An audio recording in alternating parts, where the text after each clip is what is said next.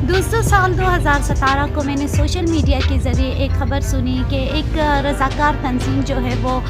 लोगों से उनके बाल अतिया के तौर पर लेते हैं और जो कैंसर के मरीज़ हैं, जो केमोथेरेपी के एक फ़ेज़ से गुज़रते हैं, उनके लिए मसनूई बाल बना के उनको गिफ्ट करते हैं। ये मेरे लिए खुशाइन बात थी और मुझे इंटरेस्टिंग भी लगा कि दुनिया में जहाँ पर लोग किसी को रोटी गिफ्ट करते हैं, किसी को अतिये के तौर पर खाना देते हैं या खून देते हैं, वहीं पर ये जो एक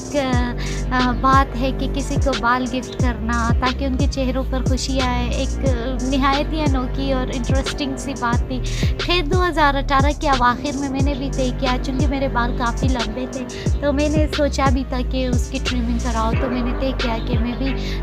किसी तंज़ीम को जो है ये अतिया करके कैंसर के मरीज़ों के लिए अपना थोड़ा सा कंट्रीब्यूशन या हेल्प करूँगी। हेल्प भी नहीं, खैर उनकी खुशी के लिए ये किया। और मैंने बाल जो है अपने एक तंज़ीम जो कि कराची बेस्ड है उनको अपने बाल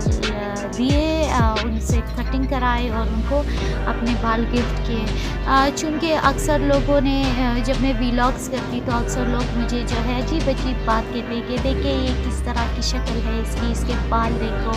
ये मर्द लगती है, पता नहीं क्या क्या। तो कभी कभी आप लोगों को तो समझ नहीं आता कि हमारे जो एक्ट होते हैं उसके पीछे हमारे मोटिव्स क्या होते हैं। मुझे कभी शौक़ नहीं रहा कि मैं मर्द जैसा दिखूँ या मेरे अमल जो है मर्द जैसा हो, क्योंकि मिन्हज से औरत, मुझे औरत होने पर फ़ख्र है और मैं अपने जेंडर में ही वो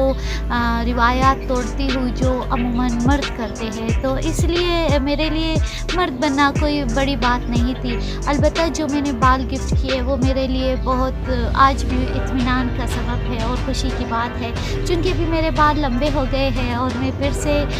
इसको देख रही हूँ और इंजॉय कर रही हूँ। इसलिए तमाम दोस्तों से भी कहती हूँ कि अगर कभी आप लोगों ने भी सोचा कि अपने बाल